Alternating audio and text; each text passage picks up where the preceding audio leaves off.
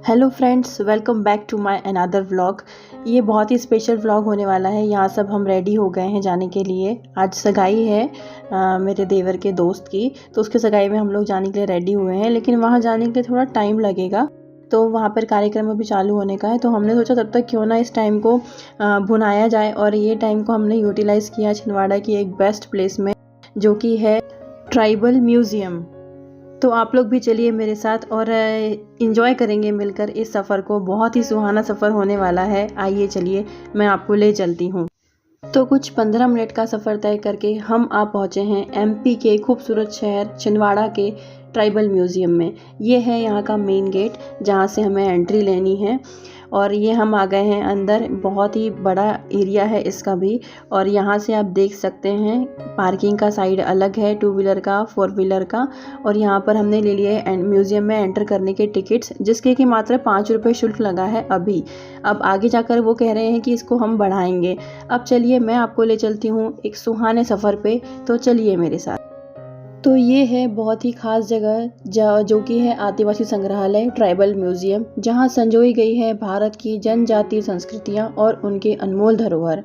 ये museum MP के प्रमुख जनजातियों गोंड, बैगा, भील, भरिया और कोरकू के जीवन परंपराओं और कला को प्रदर्शित करता है। यहाँ आप उनकी अनूठी जीवन शैली और सांस्कृतिक धरोहर को करीब से जान सकते हैं। जैसे कि यहाँ पर आप देख सकते हैं, इनकी जो ये कारीगरी है बहुत ही सुंदर और लाजवाब है। ये जो आप पेड़ की पत्तियाँ जिसे दिख रहे हैं, ये लोहे से बनाई गई है। ये तो अभी रेनोवेट हुआ है, बाकी पहले इसमें पुराना जो था बहुत ही सुंदर था। वो भी पूरा ऐसा लगता था कि आप जंगलों में घूम रहे हैं और आदिवासी लोगों का जीवन आप महसूस कर पा रहे हैं। अब जैसे ही आप म्यूज़ियम में एंटर करते हैं, आपको आदिवासी जीवन शैली की झलक मिलेगी। यहाँ के सभी कपड़े, वेपन्स और शिल्पकला के पीछे एक अनूठी कहानी छिपी हुई है। ये कलाकृतियाँ आदिवासी समाज की परंपराओं, रहन सहन और प्रकृति से उनके गहरे जुड़ाव को दर्शाती है। ये जो अभी यहाँ पर आप दुकानें देख रहे हैं, ये अभी फ़िलहाल चालू नहीं हुई है। धीरे धीरे जब यहाँ पे फुटफॉल बढ़ेगा, लोग आएंगे और बाहर के लोग आना शुरू करेंगे। एक टूरिस्ट प्लेस है ये, तो ऑफ कोर्स बाहर से लोग आएंगे ही, तब यहाँ पर ये दुकानें चालू हो सकती हैं। तो इससे एक हमारे क्षेत्र को सोर्स ऑफ इनकम मिलेगा, एक आर्थिक व्यवस्था यहाँ की मजबूत होगी। अब यहाँ पे आप साइड में देख सकते हैं कि जो स्टैचू बनाए गए हैं, ये आदिवासी महिलाएं हैं जिनका पहनावा है, जो उनका पहनावा होता था उस समय, उसको दर्शाया गया है। और जो वो काम करते थे घर में, वो सारे कामों को यहाँ पर एक स्टैचू के रूप में प्रदर्शित किया गया है, जो कि बहुत ही सुंदर लग रहा है। बिल्कुल ऐसा लगता है रियल में कोई खड़ा है। इतनी अच्छी साफ तरीके से कारीगरी की गई है। जैसा कि आप अब देख पा रहे हैं, ये कलाकृतियाँ जो बनाई गई हैं आदिवासी समाज की परंपराओं, रहन सहन और प्रकृति से उनके गहरे जुड़ाव को दर्शाती है।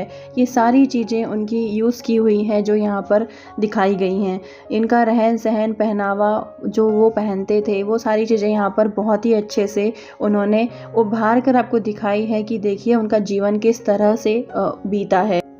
अब चलिए थोड़ा और आगे चलते हैं और इस कला को जानने की कोशिश करते हैं कि इसमें और क्या इतना ख़ास है जो कि पर्यटकों को इतना लुभाव रहा है कि वो यहाँ पर आने से अपने आप को रोक ही नहीं पा रहे हैं। जो कलाकृतियाँ यहाँ बनाई गई हैं, उसे देखने के लिए तो दूर दूर से लोग आ रहे हैं। ये देखिए, यहाँ पर दीवार पर ये जो कारीगरी की गई है बहुत ही सुंदर है। पूरा जीवन शैली उनकी दर्शाई गई है यहाँ। अब आप देख सकते हैं ये गोंड चित्रकला, जिसमें बारीक और रंग बिरंगे पैटर्न्स होते हैं, और वर्ली कला जो उनकी दैनिक जीवन की झलक दिखाती है। ये चित्रकला सिर्फ कला ही नहीं, बल्कि एक पूरी कहानी बयां करती है। अब ये तो हम सभी जानते हैं कि आदिवासी समाज में संगीत और नृत्य का विशेष महत्व है। यहाँ प्रदर्शित है ये वाद्य यंत्र उन अनोखी ध्वनियों को जीवंत करते हैं जो पर्व, त्योहारों और उत्सवों में गूंजती है। अब ये जो आप देख रहे हैं कि घोड़े के ऊपर एक व्यक्ति बैठे हुए हैं, ये है एक फ्रीडम फाइटर की इमेज जैसे उन्होंने बनाई है कि एक फ्रीडम फाइटर है ये आदिवासी समाज के, जिन्होंने कि अपने देश के लिए अपना परिवार छोड़ दिया और उन्होंने लड़ाई करी अपने देश के लिए। इसीलिए इनके जो बलिदान है, इसको आज तक भी याद किया जाता है। अब हम थोड़ा और आगे बढ़ते हैं और देखते हैं कि यहाँ हमें और कौन सी कला को जानने का मौका मिलता है।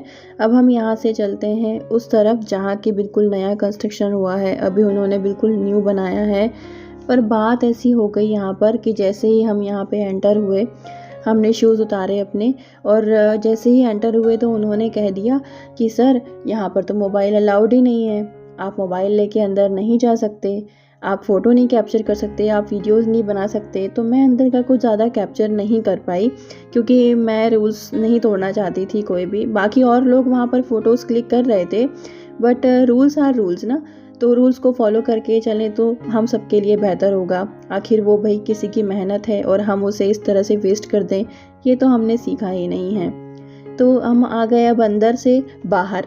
अब अंदर का तो मैं कुछ रिकॉर्ड नहीं कर पाई, पर बाहर जितना कुछ मैंने रिकॉर्ड कर पाई हूँ तो उतना मैंने कर लिया है और आपको पूरी कोशिश करी है कि सब कुछ बताऊँ इस क्षेत्र के बारे में, इस ट्राइबल म्यूज़ियम के बारे में। लेकिन जो कुछ भी था अंदर साइड में वो बहुत ही सुंदर था और बहुत ही बढ़िया कारीगरी करी है, पूरी पत्थरों पे कारीगरी है और बहुत समय लगा इसे बनने में। बहुत सुंदर बनाया है, जिसने भी बनाया होगा बहुत प्यारा बनाया है, तारीफ़ काबिल बिल्कुल। तो चलिए अब हम चलते हैं पुराने वाले म्यूज़ियम में जो कि पहले से था यहाँ पर।